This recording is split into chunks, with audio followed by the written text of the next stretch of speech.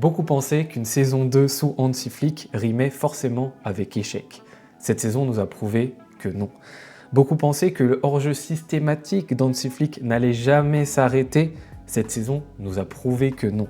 Beaucoup de gens pensaient que la ligne haute d'Hansi Flick n'allait jamais s'arrêter. Cette saison nous a également prouvé que non. Beaucoup pensaient que le 4-2-3-1 d'Hansi Flick allait être conservé jusqu'au bout. Ce match contre le Betis est peut-être la preuve que non.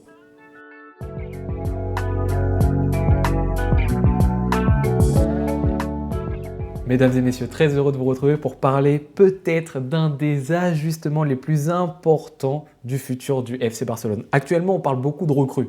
Julián Álvarez, João Pedro, Bastoni, plein d'ailiers gauche, bref, plein de joueurs sont sur les tablettes du FC Barcelone. Mais il y a un ajustement qui, selon moi, redéfinira le futur de l'ère Flick au FC Barcelone. C'est bien évidemment cette redéfinition au milieu de terrain, dont j'ai pas arrêté de vous embêter depuis 1 an et demi. Ça avait commencé avec une vidéo avec Warthog où on parlait justement de la prise de pouvoir du milieu de terrain qui passe peut-être par un 4-3-3. Alors bien évidemment, pour ceux qui n'ont pas forcément suivi toutes ces vidéos, déjà, on va venir en palette sur ce qui s'est passé contre le Betis Séville, ne vous inquiétez pas, mais aussi bien évidemment pour vous redéfinir l'importance de cette prise de pouvoir du milieu de terrain.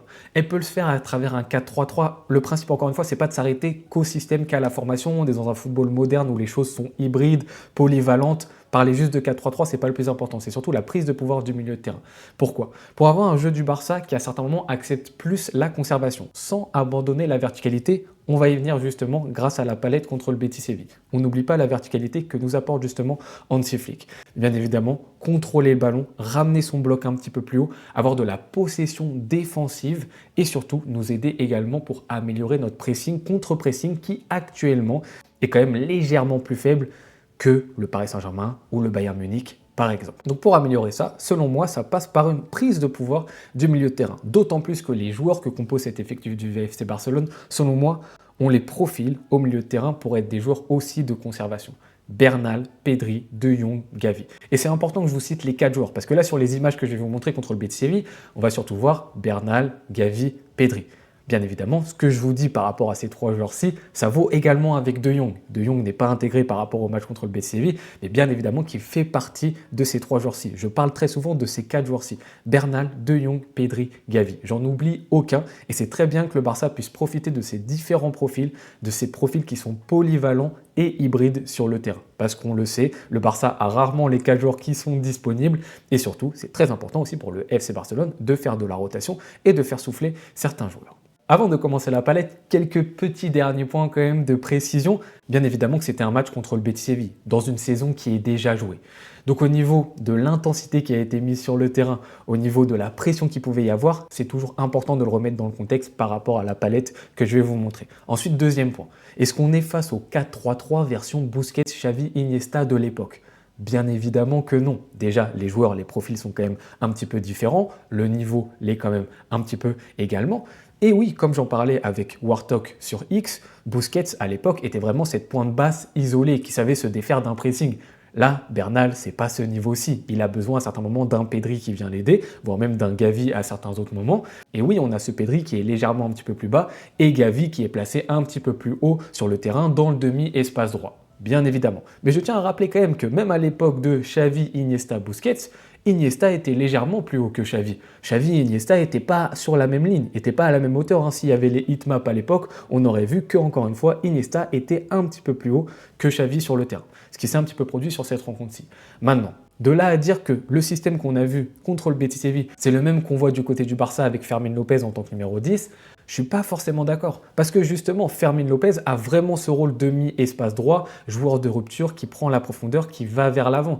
Si vous voyez les situations d'action un petit peu de Fermín López, on voit que c'est un joueur déjà qui est beaucoup plus à certains moments sur la droite et qui est amené à jouer vers l'avant, qui est amené surtout à être moins présent qu'un Gavi, qui va être un joueur qui va être un tout petit peu plus en retrait, qui va surtout être un joueur de posa, qui va être un joueur de conservation et qui fait partie intégrante justement de cette idée que je cherche à vous amener, cette idée d'un milieu de terrain qui est fort, qui est conquérant et qui gère la temporisation, qui contrôle le tempo du match. Gavi en ça a un profil extrêmement différent de Fermín López et parce que son profil est différent, selon moi justement, l'animation du Barça est différente. Et donc on passe d'une animation qui est clairement en 4-2-3-1 d'habitude, même si encore une fois c'est très très hybride, il y a un Cancelo qui monte, un Koundé qui redescend, à un dispositif qui amène plus un trio au milieu de terrain qui est Bernal, Pedri, Gavi. Quand même, encore une fois, les trois joueurs ne sont pas à la même hauteur et non, ce n'est pas le 4-3-3 Busquets, Xavi, Iniesta.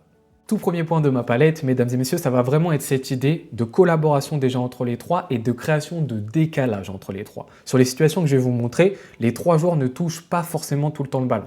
Mais à chaque fois, regardez le placement de Gavi par rapport à Pedri, le placement de Bernal par rapport à Pedri, le placement de Bernal par rapport à Gavi, etc. C'est ça qui est intéressant de voir comment les trois communiquent, que ce soit avec ballon ou sans ballon. Justement, commençons à voir cette première petite partie où les trois joueurs, Bernal, Pedri, vont soit collaborer ensemble, soit ensemble vont créer du décalage côté FC Barcelone. On va voir ici tout simplement quelque chose déjà de tout bête avec cette disposition. On voit un Barça, on voit Gavi qui est quand même placé assez haut, on voit Bernal aussi qui est proche de Pedri ici, et on voit surtout un Betis Séville, ce qu'il faut voir c'est un peu comment se comporte notre adversaire, qui va être très axial. Vous voyez, le côté gauche ici est totalement délaissé, et côté droit, on va avoir un Rafinha qui va se trouver dans une situation quasiment de 1 contre 1 face à Firpo. Une situation qu'on aimerait voir de plus en plus du côté du Barça quand Lamine Yamal est présent. Parce qu'on sait que Lamine Yamal, actuellement, il y a beaucoup de joueurs qui viennent sur lui. 2, voire même souvent 3 joueurs, il est pris en tenaille. Et donc cette possibilité du côté du Barça, encore une fois, à mettre de la densité axiale au milieu de terrain et forcer tes adversaires à être présents dans ce domaine-ci, ça va libérer un petit peu les côtés. Donc ça, c'est un côté qui est assez positif. Côté Barça aussi facilement, on voit un Gavi qui a la capacité de se déplacer entre les lignes, ça c'est important. Regardez Pedri, à quelle hauteur il est. Souvent on va nous dire oui mais Pedri il était bas, etc. Pedri était aussi régulièrement dans ce match-ci, c'était pas pendant tout le match bien évidemment, mais régulièrement dans ce demi-espace gauche, regardez la liberté qu'il a. Cette disposition permet aussi à certains moments au milieu espagnol de se libérer un petit peu plus et d'aller un petit peu plus haut sur le terrain. Et là tout simplement on va trouver Gavi et Gavi tout seul va encore une fois trouver Rafinha qui était dans une disposition où il allait être en 1 contre 1.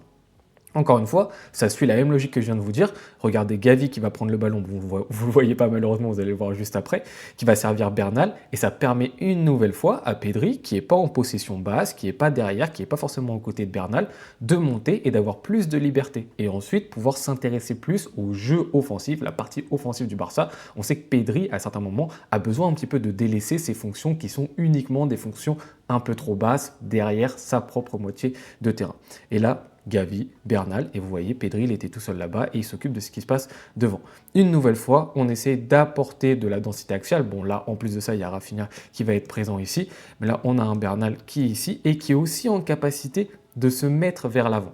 Là, ce qui est important et ce que je vais vous montrer aussi à travers ça, c'est qu'encore une fois, ce qui est intéressant avec ces profils et ces De Jong, Bernal, Gavi, Pedri, c'est qu'ils peuvent vraiment s'interchanger, ils sont vraiment polyvalents. Si l'un est devant, là, sur cette capture, on ne voit pas où est-ce qu'est Pedri, mais je pense que Pedri est un petit peu plus derrière l'arbitre à ce niveau-là, et on voit un Pedri qui est un peu plus reculé. Et ça va permettre à Bernal, lui, de s'insérer un petit peu plus dans les 30-35 derniers mètres adverses.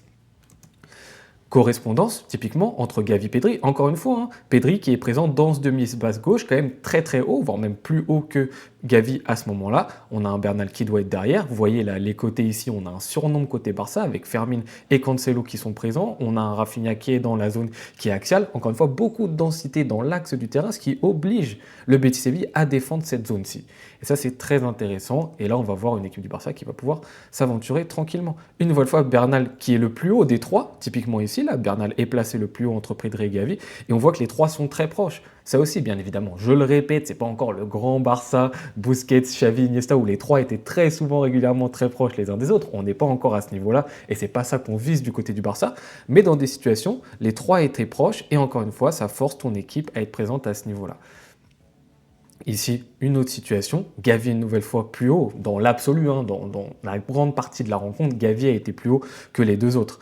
Mais il est présent ici, et là, on a ce Gavi qui sort le ballon, qui lève la tête, hop, qui prend la balle, qui ne va pas forcément vers l'avant, ça je vais vous montrer juste après, c'est aussi très intéressant, et qui va jouer ensuite sur un Bernal qui, lui, est isolé. Ça aussi, c'est une des complexités pour notre adversaire, qui prendre, en fin de compte, et surtout quand il y aura De Jong. Ok, Gavi, Pedri, De Jong, même Bernal, il y a beaucoup de qualités techniques là, donc tu ne peux pas laisser un de ces joueurs tout seul manier le ballon au milieu de terrain. Sauf que tu ne peux pas non plus tous les prendre, parce qu'il y a d'autres joueurs qui sont intéressants. Et donc là, Bernal, regardez le nombre de mètres qu'il a devant lui, sans vis-à-vis. Et ça, c'est très intéressant. Et une nouvelle fois, on a ce FC Barcelone qui va pouvoir avancer. Là, c'est une des situations que j'aime le plus, limite. Regardez l'utilisation des espaces. Je vous remets un petit peu en arrière. On a un Bernal qui va prendre le ballon, Pedri qui joue avec son bras ici pour se défaire du marquage du joueur du Betis Séville. Et on a un Bernal qui va chercher à avancer balle au pied, prendre un espace que va libérer Pedri, parce que Pedri fait cet appel-ci vers le centre du terrain. Bernal continue à avancer. Les joueurs du Betis sont un petit peu perdus. Encore une fois, il y a Gavi ici qui lui avait fait un décrochage qui était aussi très intéressant. Et Bernal va voir cet espace libre et va prendre le ballon. Caractère, hop, j'essaie de percer, j'essaie de gagner des mètres et va subir une énorme faute du côté du Betis Séville. S'ensuit une situation après pour le Barça où crée le décalage, justement ce dont je vous parlais, la création de décalage. Là, Bernal a réussi à prendre 2 joueurs. Quand tu réussis à prendre 2 joueurs et que tu es tout seul, forcément, tu crées du décalage. Et Pedri va profiter de ce décalage, bien évidemment, et de l'apathie totale de l'animation défensive du Betis pour avancer sur le terrain. Et encore une fois, ne pas avoir peur de gagner ses mètres et de jouer un petit peu plus offensivement. Là, on a une sortie de balle, Rafinha pour Gavi. Gavi pourrait avancer, déjà, il se retourne, pourrait transmettre tout de suite à Rafinha, là, qui a un temps d'avance et qui peut avoir une situation géniale. Il joue derrière sur Pedri et Pedri, lui, va jouer justement sur Rafinha. Ce fameux jeu de tiroir que vous connaissez du côté du FC Barcelone qui est très régulièrement fait. Donc ça, c'est aussi intéressant. Là, on va voir la qualité technique de Bernal pour se retourner. Encore une fois, Pedri est devant Gavi à ce niveau-là, positionnellement sur le terrain. Les trois sont très proches.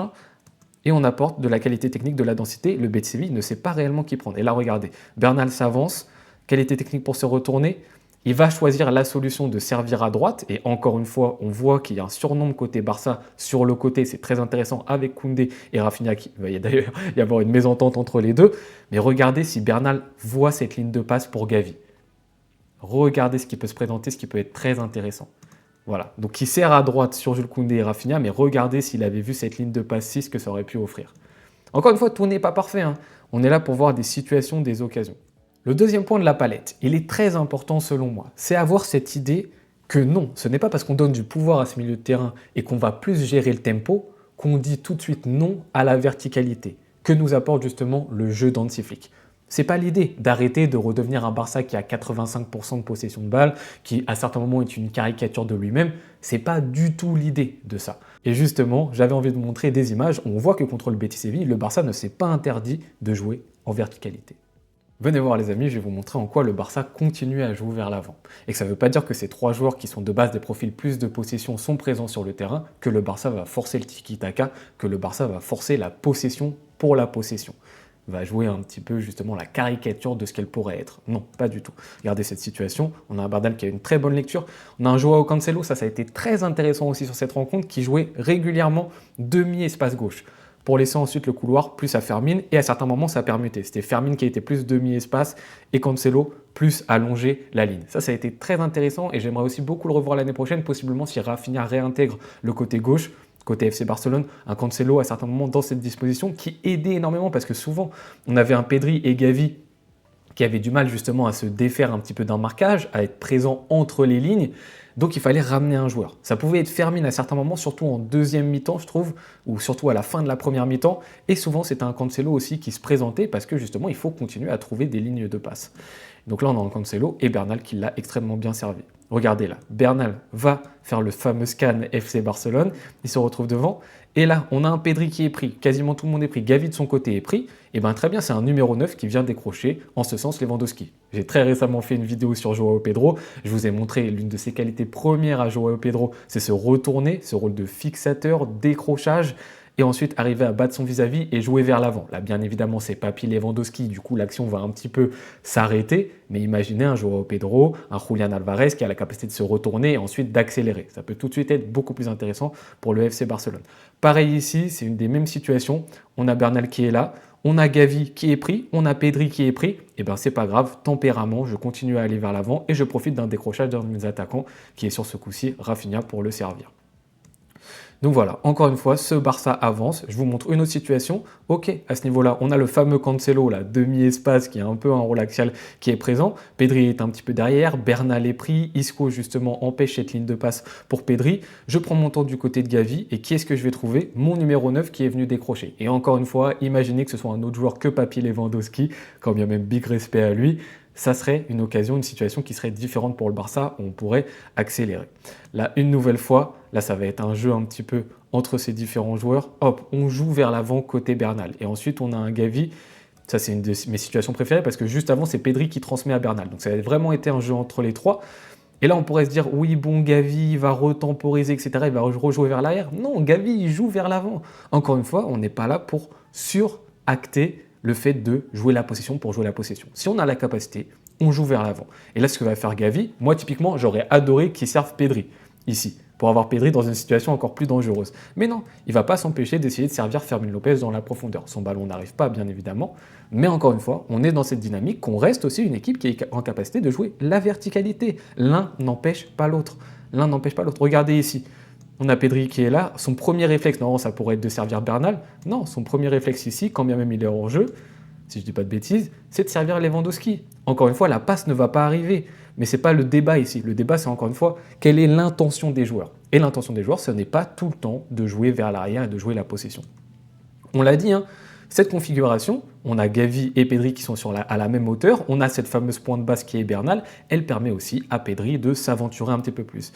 Là, je touche Fermin. Bon, vous demandez à Fermin de jouer vers l'avant, c'est pas Fermin qui va vous refuser le fait de jouer vers l'avant, ça c'est sûr. Et Fermin qui tente le 1-2. Encore une fois, la balle ne va pas arriver, c'est un peu trop long pour Pedri.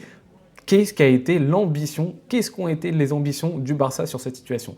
De jouer vers l'avant, de jouer vite, et c'est même Pedri lui-même qui l'incarne sur cette situation. Et encore une fois, on a une situation là, c'est très box-to-box, hein, numéro 8 box-to-box que va nous faire Gavi, qui prend la balle, qui se retourne, et hop, on joue vers l'avant. Encore une fois, l'un n'empêche pas l'autre. Gavi, très souvent aussi, rôle plutôt box-to-box. Situation, on est là, on pourrait jouer de la part de Gavi assez facilement sur Pedri, réentamer une phase de possession, et non, je vois le petit espace pour Rafinha qui s'est très bien projeté, et je vais servir l'attaquant brésilien. C'est très bien joué. Une nouvelle fois, rôle box-to-box de Gavi, je prends la balle, je me retourne. La capacité de contrôle orienté, je la trouve magnifique de Gavi sur cette situation. Hop, ensuite, qualité technique, je me défais d'une prise à deux et je vais jouer sur le côté gauche. Et hop, on entame, on avance vite sur le terrain. Et là, cette fois-ci, c'est ni Pedri ni Gavi, c'est Bernal. Regardez cet appel de Fermin une nouvelle fois. Et Bernal ne s'interdit pas d'allonger pour Fermin. Encore une fois, ça va être une perte de balle pour le FC Barcelone. Donc vous voyez quand même que jouer souvent très vite vers l'avant, c'est une perte de balle. Mais dans les ambitions, à certains moments, ça peut marcher. Et on est présent à ce niveau-là du côté du FC Barcelone. Et c'est sur cette situation, Bernal, une nouvelle fois, cette fois-ci, ça va marcher pour ce fameux Cancelo demi-espace gauche. Mais justement, si le Barça ne s'est pas interdit à jouer la verticalité, il a quand même à certains moments imposé un tempo de conservation. Ce qu'on ne fait pas assez, selon moi, du côté du FC Barcelone depuis ces 2 saisons sous Hansi Flick. Encore une fois, c'est très bien ce qu'on propose. Mais il y a ces petits moments où on a trop envie de jouer facilement vers l'avant, de trouver l'espace libre. Alors que la solution de l'espace libre n'est pas forcément toujours la bonne solution. Et ce trio Bernal, Gavi, Pedri t'apporte justement plus de maturité dans la conservation du ballon. Je ne vais pas forcément vous montrer beaucoup d'actions qui résument cela, parce que bien évidemment vous connaissez le FC Barcelone quand on est dans cette configuration-ci, mais 3 petites actions pour vous montrer comment ça se passe. Bernal touche Pedri ici, c'est tout bête ce que je vous dis. Mais là, Pedri, imaginez que ce soit un Fermin Lopez par exemple ou un autre joueur, tout de suite son premier réflexe ce serait de se retourner, d'aller vers le but et de ne pas calculer. Est-ce que ce serait tout de suite l'une des solutions? Là, Pedri, on pourrait même se dire, encore une fois, Joao Cancelo demi-espace gauche, c'est vraiment une des choses très importantes du match contre le Betis Séville. On pourrait se dire, il se retourne et il va servir Cancelo qui prend la profondeur. Ça pourrait être un choix simple en fait. Et bien son premier réflexe, c'est non, ok, j'attends, là Cancelo pourrait être tout seul, aller vers l'avant, et je temporise, et on va réamorcer tranquillement une attaque. Ça peut paraître bête, ça peut paraître tout simple ce que vient de faire Pedri, mais moi, c'est des éléments que j'aimerais vraiment voir plus du côté du Barça l'année prochaine. Ce milieu de terrain qui est en capacité à certains moments de dire « Les gars, stop, on temporise, on garde la balle, on monte le bloc et comme ça, notre contre-pressing va être de meilleure qualité. » C'est vraiment très intéressant de le faire. Là, ici, encore une fois, on voit Bernal qui est devant Eric Garcia.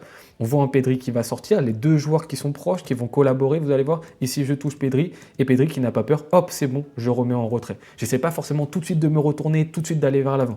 Hop là, on retrouve une certaine phase de jeu. Et celle-ci, c'est celle qui le résume le plus, la plus intéressante, qui mélange qualité technique et intelligence de jeu. Entre Gavi et Pedri, il va y avoir une prise à 3, une prise à 4 du côté du Betis Séville. Il va y avoir beaucoup de densité entre ces 2 joueurs espagnols. Hop, je donne le ballon. Pedri, je remise. Donc là, la qualité technique et l'intelligence des 2. Qualité de Gavi qui passe et va, je donne et tout de suite, je fais mon appel. Hop, 1-2. Qualité de passe de Pedri. Très intéressante avec un petit ballon qui est topé. Et ensuite, encore une fois, Gavi, je peux aller vers l'avant. Ok, le décalage a été fait. Je pourrais profiter de ça pour amorcer une transition côté FC Barcelone. Eh ben non. Hop, je vois mon adversaire, hop, je joue vers l'arrière, je me retourne, et là je vois de la densité, je rejoue sur Cancelo, je me repropose, 1-2 avec Cancelo, et derrière je rejoue sur ma défense centrale sur Ronald Araujo. C'est tout bête, c'est tout simple, mais c'est des situations que le Barça n'a plus trop l'habitude de faire sous Flick et qui, selon moi, sont importantes à certains moments dans le match. On l'a vu précédemment, ça ne veut pas dire pour autant qu'on interdit la verticalité. Je vous ai montré les images juste avant. Et le dernier point, mais vraiment pas des moindres, c'est justement tout ce qui est l'aspect défensif. Si je vous parlais justement du 4-3-3, si je vous parlais justement de la prise de pouvoir du milieu de terrain, si vous parlez également de la possession défensive et du fait de récupérer les ballons plus rapidement du côté du Barça. Et les statistiques sur cette rencontre, elles prouvent que le Barça a plus réussi que d'habitude. Le Barça a exécuté 51 récupérations dans cette rencontre-ci. Alors, il y a eu quelques matchs cette année où on en a fait plus. Contre le Rayo Vallecano, on en a fait 55 par exemple dans les derniers matchs qu'on a joués.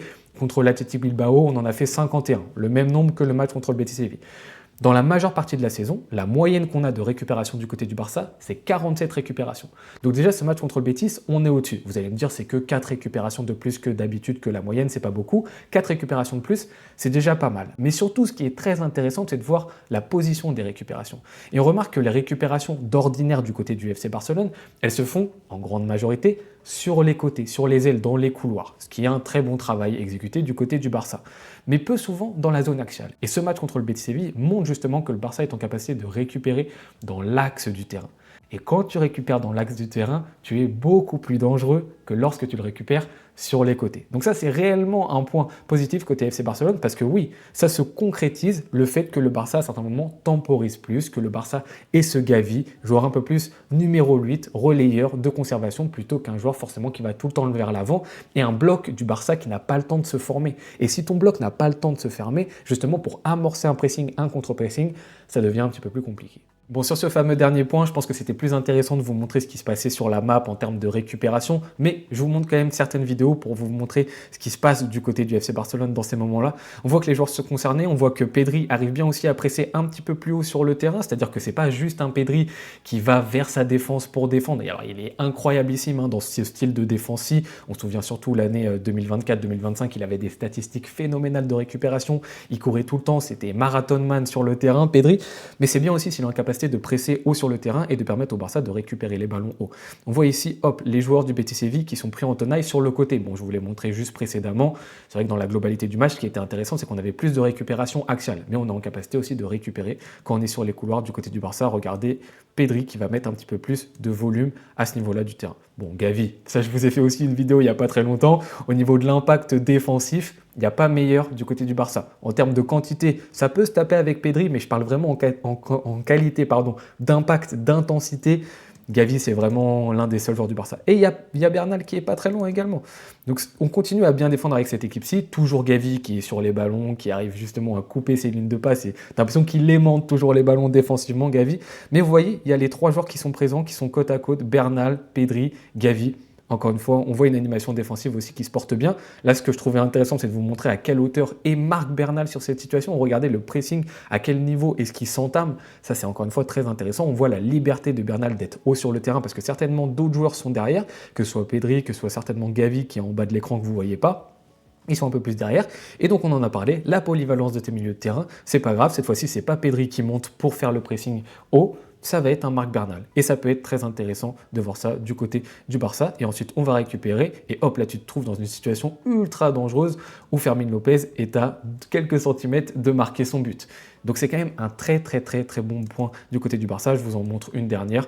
On voit une nouvelle fois Pedri, Gavi, Bernal qui sont franchement pas très loin de l'action, de la situation. Et ce Barça qui va défendre et ce Bernal qui va mettre le pied. Et bien, encore une fois, je vous le montre. On a une grosse densité côté Barça qui est présente là sur le côté une nouvelle fois.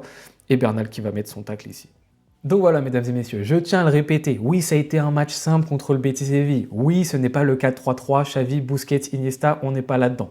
Mais on voit des petites brides de réajustement du côté d'Hansi Flick qui me font, mais vous le savez, extrêmement plaisir. Maintenant, pour les questions de qu'est-ce qu'on fait avec Fermín López, qu'est-ce qu'on fait avec Dani Olmo dans cette formation, dans ce système, j'ai déjà fait des vidéos sur ce sujet, donc n'hésitez pas à aller voir, je ne vais pas me répéter par rapport à ça, je vous les mettrai peut-être en lien. Donc vraiment, allez voir, ces joueurs-ci ne sont pas du tout condamnés à ne pas avoir un rôle important du côté du Barça avec ce système-ci. Ils resteront très importants. Mais encore une fois, gardez en tête que l'idée, c'est pas forcément le 4-3-3, c'est vraiment la prise de pouvoir du milieu de terrain et les 3 profils qu'on a vus, plus de Young possiblement, c'est vrai que ça peut vraiment correspondre à quelque chose de très bien et un ajustement tellement important pour la suite du FC Barcelone. Mesdames et messieurs, merci beaucoup d'avoir suivi cette vidéo jusqu'au bout. Je vous souhaite très bonne journée ou bonne soirée. On se tourne de compte ce que vous la regardez. À tout bientôt.